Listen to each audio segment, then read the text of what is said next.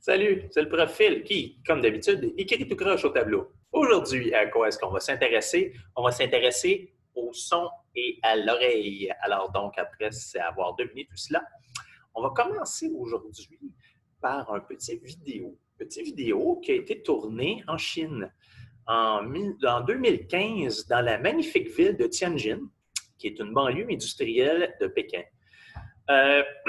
L'historique un petit peu derrière tout cela, c'est que, bien évidemment, la Chine suit la trajectoire d'industrialisation que les pays occidentaux ont suivi.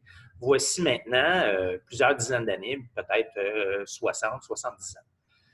À travers ce processus-là, bien évidemment, il y a toujours, comme je dis, des étapes, des étapes à passer. Et ces étapes-là sont la découverte des dangers reliés à l'industrialisation. Une de ces découvertes-là, c'est le fait de s'apercevoir, par exemple, que des produits chimiques entreposés n'importe comment peuvent créer des désastres. Au Québec, on en a déjà eu de plusieurs comme ça. On a eu à Saint-Basile-le-Grand, il y avait un incendie dans un entrepôt de BPC voici quelques années. Il y avait eu également un incendie dans un dépotoir de pneus usagés dans une municipalité dont je me rappelle pas le nom, mais ça avait complètement changé toute la gestion des pneus usagés au Québec. Eh bien, la Chine ne fait pas exception. Et en Chine, jusqu'à 2015, la façon d'entreposer des produits chimiques était relativement simple. C'était tu mets ça dans un baril et tu mets ça dans un entrepôt. Toutefois, l'ensemble des produits chimiques ne vivent pas toujours bien les uns avec les autres. Et dans la ville portuaire et industrielle de Tianjin, on avait dans un entrepôt rempli l'entrepôt de toutes sortes de barils de produits chimiques. Et à un moment donné, ce qui devait arriver arriva, l'instabilité des produits chimiques a créé un incendie qui s'est allumé de lui-même dans l'entrepôt. Suite à cela, les pompiers ont été appelés pour venir éteindre, bien évidemment, le feu dans l'entrepôt. Et c'est là où on rejoint notre petite vidéo, juste ici, comme ça ici. Vidéo qui se nomme Tianjin Explosion. Je vais vous laisser deviner pourquoi. Je désire tout de suite m'excuser pour le vocabulaire employé par les gens qui filmaient. Ce sont des gens, comme vous pouvez le voir par la structure de la vidéo, qui ont filmé à partir d'un appartement qui, si on en juge aux édifices qui sont juste là, devait être sensiblement au 20e étage de cet édifice-là. Et on voit un petit feu, donc à l'endroit où est entreposé des produits chimiques. Voici donc.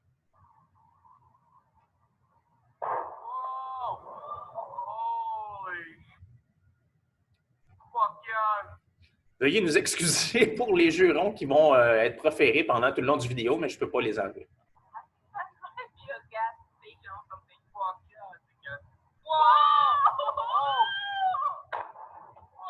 Première chose très intéressante à observer, c'est la distance temporelle entre l'explosion visuelle, donc la vitesse de la lumière, la vitesse à laquelle voyage la lumière, et le son qui arrive environ 1 à 2 secondes plus tard, qui nous indique qu'on est à peut-être une distance de 2 km du centre de l'explosion. Donc, la vitesse du son est complètement différente.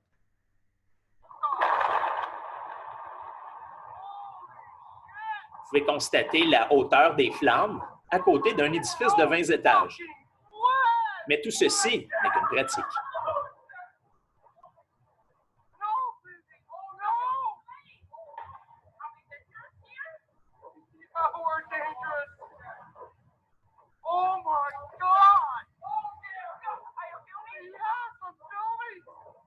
Et voici.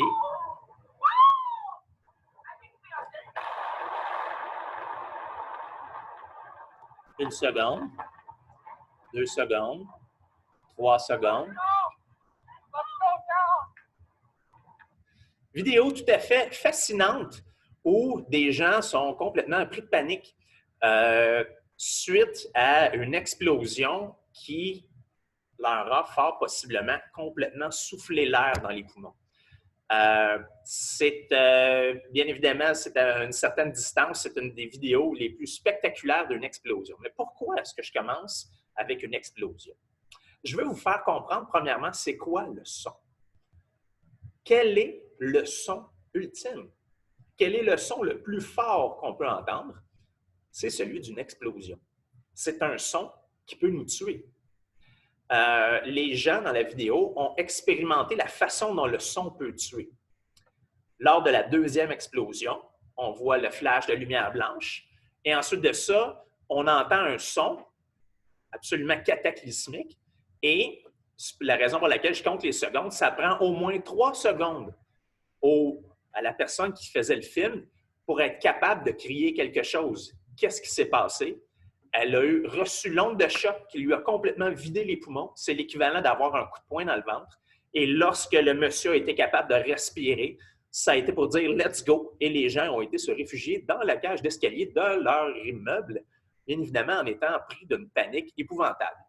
Voici l'explication détaillée de ce qui s'est passé. Bien évidemment, petite explication sympathique où je serai le cobaye. Donc, voici le profil avec toujours le même talent pour dessiner.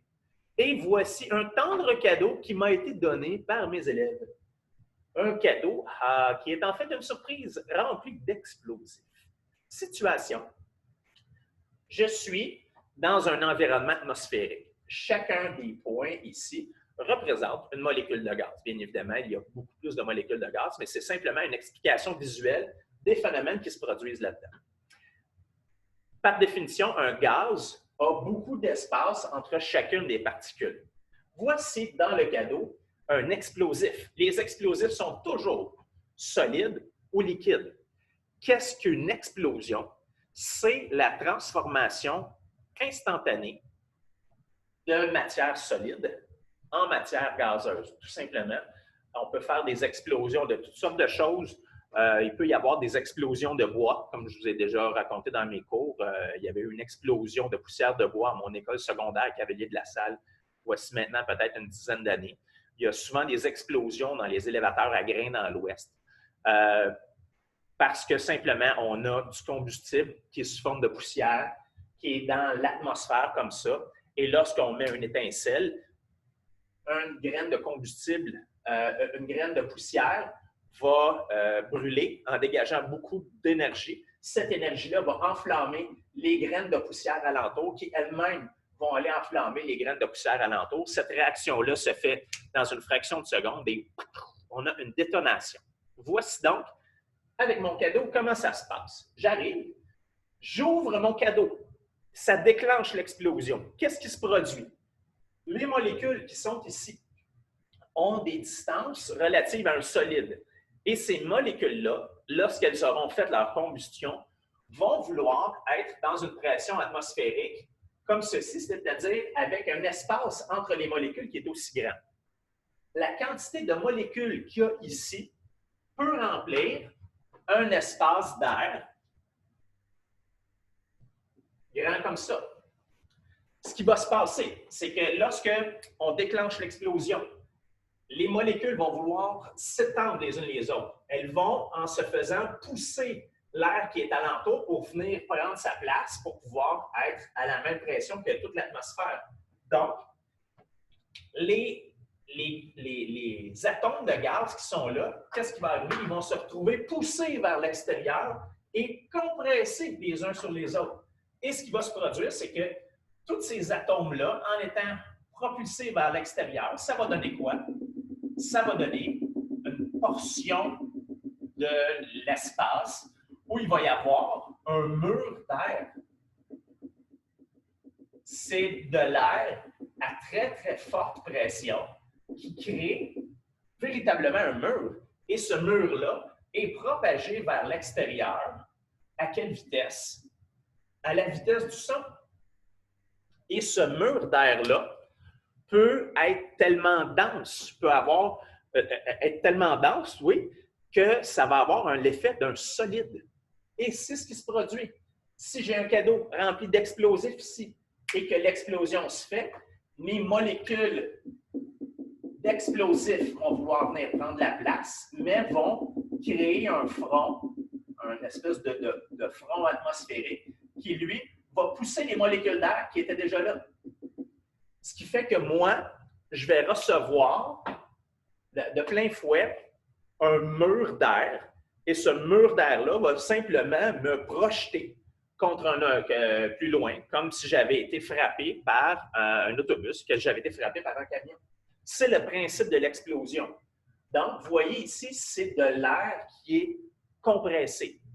Et cet air compressé-là, c'est la base de l'explication des sons.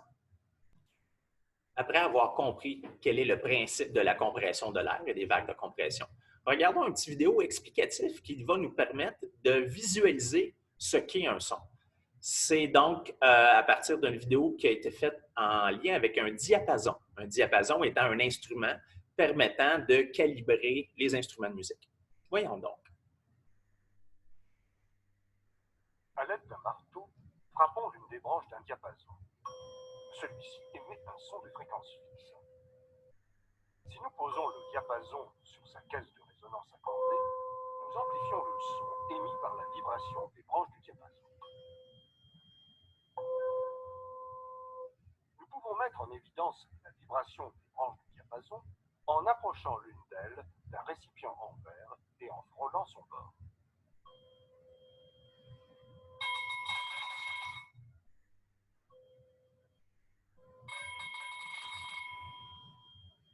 Nous pouvons également le montrer en remplissant ce même récipient avec de l'eau et en plongeant légèrement les extrémités des branches dans l'eau. Donc, on voit très, très bien que le son, c'est quelque chose qui est physique, c'est le déplacement de quelque chose, c'est la vibration de l'air. Lorsqu'un diapason émet un son, ces branches effectuent des vibrations amorties, dont l'amplitude est si faible et si rapide qu'on ne voit rien à l'œil. Lorsque les branches touchent l'eau, leur vibration se transmet à l'eau et on peut voir des éclaboussures à la surface. De la même façon, un diapason qui vibre dans l'air lui transmet ces vibrations, dont la propagation permet d'entendre un son. C'est donc le principe du diapason. Excusez-moi, j'ai manqué mon coup. Me revoici. Alors donc, c'est le principe du diapason. Donc, le diapason est un instrument qui produit du son. On est toujours en cours d'apprentissage, n'est-ce pas, mes enfants? Alors donc, exemplifions ça à l'aide du tableau. J'ai ici un diapason. Ce diapason-là a deux branches. Ces branches-là, lorsque je les frappe, que vont-elles faire? Elles vont vibrer de droite à gauche, comme ça ici. Lorsque une branche vibre, que va-t-elle faire? Lorsqu'elle vibre comme ça ici, donc un premier mouvement comme ça ici, qu'est-ce que je vais faire? Je vais pousser l'air. Ça va créer, donc, dans ma pression atmosphérique normale, donc voici une représentation de l'atmosphère à pression atmosphérique normale. Lorsque j'active le diapason, je le frappe, celui-ci commence à vibrer. Qu'est-ce que ça va créer? Ça va créer une vague de compression puisque j'ai poussé l'air ensemble. Cette vague de compression-là va commencer à se déplacer. Donc, dans ce sens-là, la branche va donc pousser l'air, va revenir. Pendant ce temps-là, l'étape compressée, la couche compressée d'air va continuer son chemin et on va venir refaire une deuxième vague de compression, une troisième, etc. Et on va se retrouver avec la représentation physique du son. C'est exactement ça. Ce sont des vagues de compression de l'air. Hein? C'est pas mal joli, mon petit dessin. Maintenant, imaginez, je dois décrire un son. Je dois pouvoir le numériser. Est-ce que quelque chose comme ça peut être analysé mathématiquement? Malheureusement, non. C'est la raison pour laquelle on doit transformer le principe physique du son, qui sont des vagues de compression d'air qui se déplacent. On doit, pour le comprendre, pour pouvoir le mettre sous forme mathématique, le transformer. Le transformer dans un graphique de la façon suivante. Je vais avoir, permettez que je coupe le bas de mon diapason, comme ça ici. Je vais avoir un graphique qui va représenter la pression en fonction du temps. Donc, si ici, on dit que ma pression normale, ça, c'est la pression atmosphérique. Donc, c'est la pression normale que l'on retrouve dans une classe comme celle-ci. J'analyse ce qui se passe dans mon son. Je vais retrouver que, ici, j'ai une haute pression. En plein milieu ici, j'ai une faible pression, plus faible que la température normale. Ici, j'ai une haute pression. Ici, j'ai une faible pression. Haute pression, faible pression. Et on va, selon un principe mathématique très, très simple, simplement relier les points et regardons qu'est-ce que ça donne. Oh, ça donne une onde. Et l'onde est la façon dont on est capable de comprendre le son. Donc, les caractéristiques de l'onde vont définir le son. Nous sommes maintenant en mesure de comprendre la différence entre les sons aigus et les sons graves.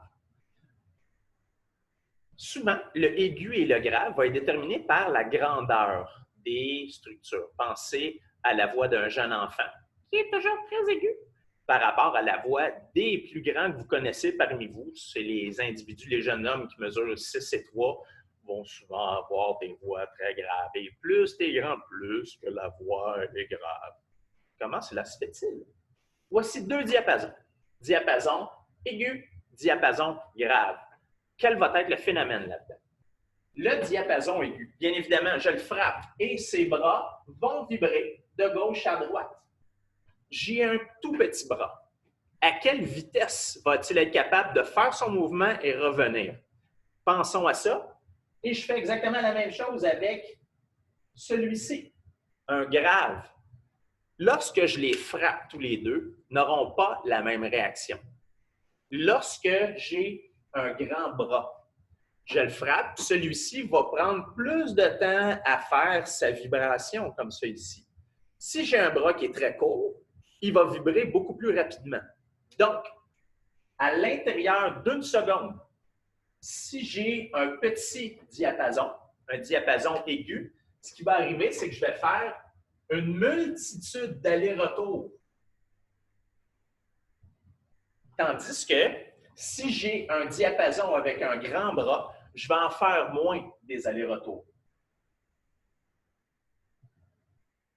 Oh! Voici 2 façons de caractériser les sons. Regardez ici. Pour chaque seconde, j'ai 1, 2, 3, 4, 5, 6, 7 vagues de vibration. On va dire, donc j'ai 7 vagues par seconde. Et ici, je vais avoir 1, 2, 3 vagues par seconde.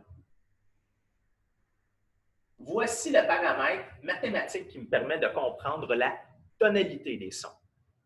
C'est le nombre de vagues qui vont passer dans l'oreille à chaque seconde. Pour l'être humain, on va pouvoir entendre des sons qui vont varier entre 2, on appelle ça des fréquences. Ce sont des fréquences. Ça ici, ce sont des fréquences. Et au lieu d'appeler ça de cette façon-là, ces fréquences-là, on va les appeler des hertz. Excusez-moi, H-E-R-T-Z. Et ces H-E-R-T-Z-là, on va les nommer Hz en unité. Ici, j'ai 7 hertz. Et ici, j'ai 3 hertz. Le dessin que j'ai fait ici est simplement un dessin compréhensif, puisque bien évidemment, lorsqu'on parle de fréquence d'audition, on parle de chiffres astronomiques. En fait, on pourrait peut-être représenter les sons graves entendus par l'être humain, puisque les sons graves, le son le plus grave que l'on peut entendre, c'est environ 20 Hz. Donc, environ une vingtaine de vibrations par seconde. J'aurais peut-être pu faire une vingtaine de vibrations sur mon tableau ici, mais ça aurait été non pratique. Est-ce qu'il existe des sons en bas de ça? Oui, il existe des sons que l'on ne peut pas entendre, que l'on va appeler des infrasons en dessous de ça. Un exemple d'infrason, ça va être une méthode de communication pour les éléphants. Les éléphants s'envoient des vibrations environ à 5 Hz et semblerait-il que ces vibrations-là peuvent parcourir le sol sur de très, très, très longues distances et ça leur permet de communiquer à longue distance. Les éléphants peuvent entendre des sons plus graves que nous, ça nous est impossible. Et les sons les plus aigus, donc ce sont les sons graves et les sons les plus aigus perçus par l'être humain, c'est environ, attention, 20 000 Hertz. Ce sont des sons qui sont extrêmement aigus. Pardon. Ce sont des sons qui, bien évidemment, ont une certaine limite. On peut avoir des sons qui sont plus élevés que ça. Vous avez sûrement déjà entendu parler des ultrasons. Ce sont des sons, par exemple, qui vont pouvoir être perçus par les chiens, mais que notre oreille ne pourra pas percevoir.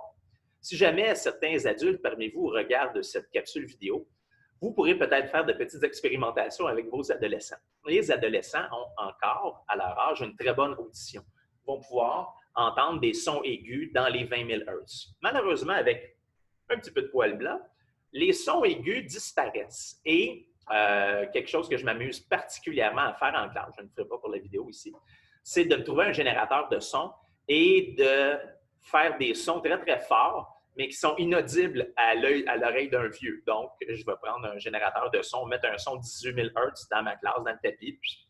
Et là, je vais regarder les jeunes souffrir de « Ah, mon monsieur, c'est trop aigu! » Et moi, je les regarde pour une des rares fois de l'année où c'est moi qui les fais souffrir. Donc, c'est quand même assez intéressant. Ça nous permet de ressentir dans notre émotion le principe selon lequel on a des seuils d'audition. Donc, le plus grave, c'est 20 Hz. Le plus aigu, c'est 20 000 Hz. On a ici analysé, dans le cadre de l'analyse graphique, on a analysé le nombre de vagues. Mais maintenant, on peut analyser un autre paramètre, qui est la hauteur des vagues. Voici un petit vidéo. Ce petit vidéo a pour but de donner un ancrage de signification à ce que vous êtes en train de voir. Bien évidemment, ce n'est pas le même phénomène. Vous avez compris que le son, ce sont des compressions de l'air, ce ne sont pas des vagues à la surface d'un lac, mais il y a des principes là-dedans qui peuvent nous permettre de cimenter l'information. Voici donc le petit vidéo que je voulais vous partager. C'est une vidéo qui a été tournée, voici, en 2011, pas loin de l'Islande, qui est une magnifique île, et vous pourrez remarquer certains éléments pendant ce court vidéo. Voyons donc. Il s'agit d'un chalutier qui revient d'une bonne pêche, et c'est quand même assez spectaculaire.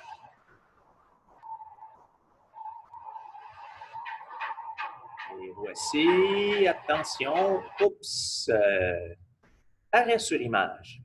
J'ai ici l'image d'un chalutier qui pèse certainement plusieurs centaines de tonnes, sinon quelques milliers de tonnes, et il a été sorti de l'eau. Par quoi? Par des vagues. Si les vagues étaient toutes petites, serait-il sorti de l'eau? Bien sûr que non. Mais étant donné que les vagues sont absolument immenses, l'énergie dans le système a fait en sorte qu'on a pratiquement éjecté un bateau hors de l'océan. C'est absolument phénoménal. Imaginez la force requise par les vagues pour pouvoir malmener un bateau de la sorte. Et bien évidemment, on est bien content de ne pas être des pêcheurs, puisque ça doit être quand même un petit peu anxiogène de vivre une telle situation, surtout lorsqu'on regarde la vidéo un petit peu plus loin et on se rend compte que ces gens-là sont juste à côté de la côte. Vous voyez ici des rochers sur lesquels le bateau pourrait venir se fracasser. C'est une vidéo extrêmement spectaculaire qui a pour but de vous faire comprendre la chose suivante. Lorsque j'analyse un son, je vais analyser le nombre de vagues. Ici, j'ai un son où j'ai 2 vagues environ, donc une fréquence, un infrason de 2 Hz que l'on ne pourrait pas entendre. Toutefois, j'ai 2 sons avec le même nombre de vagues, le même nombre de creux, mais ces 2 sons-là sont analysés avec une hauteur de vague différente. Lequel serait le son faible? Bien évidemment, le son faible serait le son bleu. Pourquoi? Parce que la pression, n'oubliez jamais ici que c'est un élément de pression. C'est un axe qui représente la pression. Plus la pression qui a été créée par un son est forte, plus le son va être fort. Donc, on a un son faible et un son fort. L'explosion, elle, ça serait une seule vague et ça commencerait à partir d'ici. Donc, ça serait une seule vague qui se déplacerait, bien évidemment, avec des principes selon la force de l'explosion, ça devient de plus en plus mortel. Plus un son est fort, plus il va générer de vibrations dans son environnement. Pensez à la joie que vous éprouvez lorsque quelqu'un arrive dans la circulation à côté de vous dans un véhicule et que le son du véhicule à côté de vous est tellement fort que vous, à l'intérieur de votre propre véhicule, vibrez. Si vous sortez, vous allez mettre la main dans la fenêtre du véhicule, vous allez ressentir une vibration. Le son, c'est quelque chose de physique. Et c'est quelque chose, donc, bien évidemment, qu'on va décrire avec deux caractéristiques principales, c'est-à-dire le nombre de vagues, ce qu'on va appeler la fréquence. Et ici, cet élément-là, on va appeler l'amplitude. Donc, l'amplitude du son, c'est la grandeur de la vague et l'amplitude va me donner la force du son et la force du son va être déterminée en décibels. C'est donc le principe qui nous permet de comprendre les sons. Grâce à ces principes-là, on va maintenant pouvoir comprendre l'oreille. Ah, l'oreille, organe merveilleux s'il en est un, il nous permet d'entendre les sons qui parcourent notre environnement. Comment est fait une oreille? Une oreille est faite comme je dis. Attention. Vous avez bien évidemment la partie extérieure de l'oreille, ici, qui se nomme le pavillon. Le pavillon a un peu la forme d'une coupole. Cette forme-là permet de concentrer les sons. Vous pouvez vous-même l'expérimenter. Si vous regardez la vidéo présentement, vous la regardez avec une certaine force. Ma voix a un certain son. Maintenant, je vous invite à prendre votre main, en faire une espèce de gobelet comme ça ici, et allez plier votre oreille et mettre votre main juste derrière, comme ça ici, pour augmenter la surface de captation et pour que ça redirige le son vers votre oreille. Et vous allez vous rendre compte que le son de ma voix est complètement différent. Donc, le pavillon, cette partie-là externe de l'oreille, a pour fonction de concentrer les sons et les envoyer dans le trou. Et ce trou-là se nomme le conduit auditif. Bien évidemment, l'ensemble de l'oreille, c'est quelque chose qui est dans la boîte crânienne. Donc, tout ça ici, ce que je vais vous démontrer là, se situe à l'intérieur de l'os. Donc, j'enlève une partie de l'os pour que ça soit visible. On a ici le conduit auditif. Et ce conduit auditif-là mène à l'intérieur jusqu'à cette petite, une espèce de petite membrane qui est juste ici. Cette membrane-là se nomme le tympan. Ah! La membrane du tympan est la séparation entre l'oreille externe, celle qui touche directement à l'extérieur, à l'air extérieur. Vous pouvez introduire votre doigt dans le conduit auditif, il n'y a pas de problème. Et ça sépare de l'oreille moyenne, qui est cette espèce de petite cavité-là dans le milieu, donc avec la peau rosée, qui est située dans le milieu de l'os du crâne et qui va permettre de rediriger les sons vers la troisième partie de l'oreille, qui est l'oreille interne, donc cette fois-ci complètement enchâssée dans l'os. On va avoir un organe multiple que l'on va décrire dans quelques instants. Donc, oreille externe, oreille moyenne, oreille interne. Donc, si je me permets d'enlever cet organe-là, qu'on va se parler dans quelques instants, on voit ici dans le fond le tympan. Bien évidemment, mon modèle est un petit peu mécanique. Que voulez-vous? Il n'est pas jeune. Je me permets de retirer tout cela ici pour vous le montrer directement à l'écran. Donc, le tympan, c'est une très, très, très mince membrane à travers laquelle on peut voir des vaisseaux sanguins. C'est quelque chose qui est vraiment transparent. Si vous avez la chance d'avoir un instrument pour aller ausculter l'oreille, vous allez voir, c'est transparent et on voit de l'autre côté. De l'autre côté, qu'est-ce qu'on va voir? On va voir des petits os comme ça, des osselets. À quoi servent les osselets? Rappelez-vous, le son, c'est des compressions de l'air et lorsque le son va arriver, donc tu as des vagues de compression qui s'en vont vers le tympan. Lorsque les vagues de compression vont arriver au tympan, vont faire bouger le tympan, vont le faire changer de forme comme ça ici. Et ce changement de forme-là va être retransmis à ces os-là, que l'on nomme les osselets. Il y en a 3. L'enclume, le marteau et l'étrier.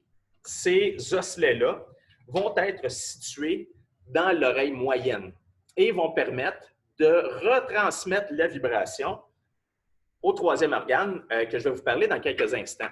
Donc, la cochlée colimaçon. Pourquoi une oreille moyenne? Parce que l'oreille moyenne a un petit tuyau qui est quand même assez gros ici. Voyez-vous, ici, on est à l'intérieur du crâne et il y a un tuyau qui sort de l'oreille. À quoi ça sert? Ce tuyau-là se nomme la trompe d'Eustache. Et la trompe d'Eustache est une structure qui permet d'équilibrer l'air à l'intérieur de l'oreille. Puisque lorsqu'on s'en va en avion, par exemple, on a tous expérimenté des douleurs d'oreille. Pourquoi? C'est que les tympans, lorsqu'on va en avion, les tympans sont en équilibre entre l'air qui est à l'extérieur de la tête et l'air dans l'oreille moyenne. Lorsque je m'en vais très, très haut dans les airs, la température externe descend. Donc, si j'ai moins d'air à l'extérieur du tympan et j'en ai plus à l'intérieur, il va y avoir un bombement des tympans comme ça. Les tympans ne sont plus libres de vibrer facilement. Donc, on va avoir un problème d'audition, on va avoir un peu les oreilles bouchées, donc une moins bonne audition. Et ils peuvent venir tellement bombés, tellement tendus qu'on va ressentir de la douleur. Qu'est-ce qu'on va recommander à ce moment-là? On va recommander de mâcher de la gomme. Qu'est-ce que ça fait de mâcher de la gomme? Ça fait faire un mouvement au derrière de la bouche. Et directement, si on pouvait voir, là, à peu près à la hauteur du nez, complètement dans le fond des sinus, dans la moitié du crâne, comme ça ici, il va y avoir la sortie de la trompe d'Eustache, donc la sortie de ce tuyau-là. Et cette sortie de tuyau-là permet d'équilibrer l'air. C'est la raison pour laquelle, si vous fermez votre bouche, votre nez, et vous soufflez fort, vous allez ressentir un déclic dans vos oreilles. Vous allez ressentir un changement de pression dans vos oreilles parce que vous avez envoyé de la pression par vos trompes d'Eustache dans l'oreille moyenne et vos tympans, ayant plus de pression à l'intérieur, peuvent bomber. Vous allez pouvoir vous boucher les oreilles avec ça. Et si je mange de la gomme, en ayant les tympans qui sont déséquilibrés, si je mange de la gomme, je rouvre ma bouche qui est à la même pression que l'atmosphère alentour. Donc, je rouvre la bouche, mes tuyaux de trompe d'Eustache s'ouvrent et ça vient équilibrer la pression. Donc, si vous avez des problèmes avec les transports, on monte une montagne, descend une montagne, les oreilles bouchent, débouchent, vous pouvez essayer de trouver des exercices qui vous permettent d'étirer les trompes d'Eustache pour pouvoir mieux débloquer l'air à l'intérieur de votre oreille moyenne. Lorsqu'on a fait ça, on a transmis l'information. Donc, j'ai transmis l'information grâce aux osselets jusqu'à une petite fenêtre ici qui, elle, est directement dans l'os du crâne. Et là, on arrive à la vraie sensation nerveuse. Ça ici, c'est un organe double.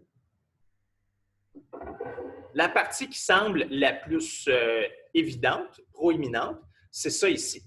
Ce sont les canaux semi-circulaires. Si vous les observez, vous allez vous rendre compte qu'il y a 3 canaux qui sont placés exactement dans les plans cartésiens X, Y, Z. Les canaux semi-circulaires sont des espèces de petits anneaux dans lesquels il va y avoir des mouvements de liquide. Ces mouvements de liquide-là vont donner les informations sur le mouvement de ma tête à mon cerveau. Donc, si je ferme mes yeux et je penche ma tête comme ça, j'en ai la sensation interne. Je sais que ma tête est penchée. Pourquoi?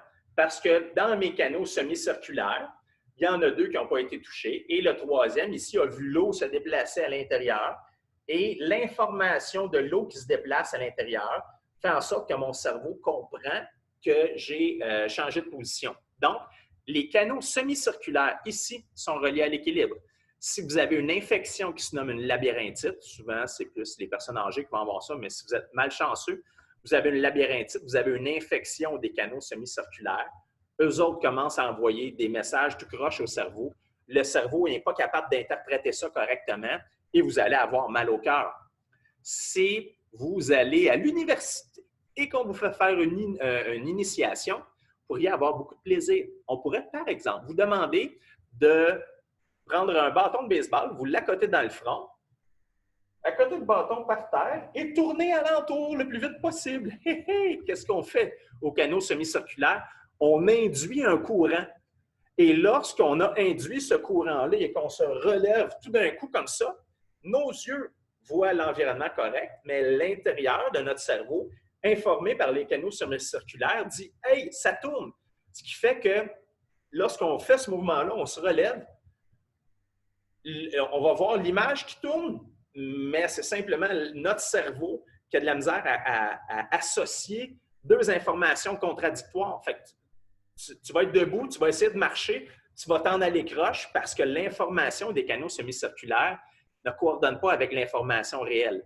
Souvent, le mal des transports aussi peut être causé par ça. C'est que vous allez lire, par exemple, un livre qui est très, très stable et les canaux semi-circulaires vous indiquent que ça bouge. Le cerveau, il voit que ça ne bouge pas, mais il sent que ça bouge. Les deux informations contradictoires peuvent déclencher des mal de cœur. Donc, c'est le principe de l'équilibre avec cette partie-là de l'organe, qui sont les canaux semi-circulaires. C'est quelque chose qui est complètement différent de l'audition qui, elle, se fait dans le colimaçon. C'est cette partie-là ici qui nous intéresse. Donc, le colimaçon va recevoir juste ici les vibrations à partir de l'extérieur, à partir de l'oreille moyenne. Ces vibrations-là vont s'en aller vont se répercuter dans l'eau qui est dans ça ici. Ça ressemble à une espèce de petit escargot. Le mouvement de l'eau à l'intérieur de ça, qu'est-ce que ça va faire?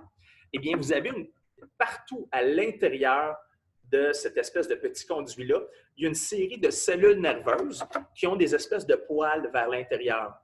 Et selon le fait qu'elles vibrent ou qu'elles ne vibrent pas, le cerveau va interpréter ça comme étant des sons aigus ou graves.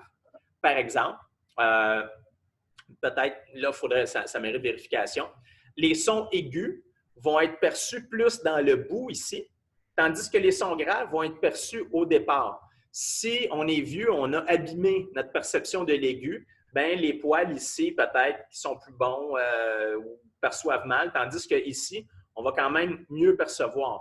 C'est là-dedans. Ce sont les petits poils à l'intérieur des conduits qui, lorsqu'ils vont bouger, je vous rappelle, ce sont des neurones, ce sont les dendrites qui vont bouger. Lorsqu'il y a un mouvement, le corps cellulaire va prendre l'information et va la relayer par l'axone, le nom, bien évidemment, du nerf auditif dans ce cas-ci, puisqu'on est dans la réception des sons. C'est un peu ce qui fait le tour de l'oreille avec pavillon, canal auditif qui sont dans l'oreille moyenne. On a ici dans l'oreille, l'oreille externe. Ici, j'ai l'oreille moyenne avec le tympan avec les osselets qui vont retransmettre les vibrations à l'intérieur de l'oreille moyenne pour que cette vibration-là arrive directement dans la cochlée, ici, donc, qui est l'organe de transformation des vibrations en influx nerveux qui vont être transmis au cerveau par le nerf auditif. Donc, j'espère que cette petite capsule vidéo aura été informative pour vous. Merci beaucoup.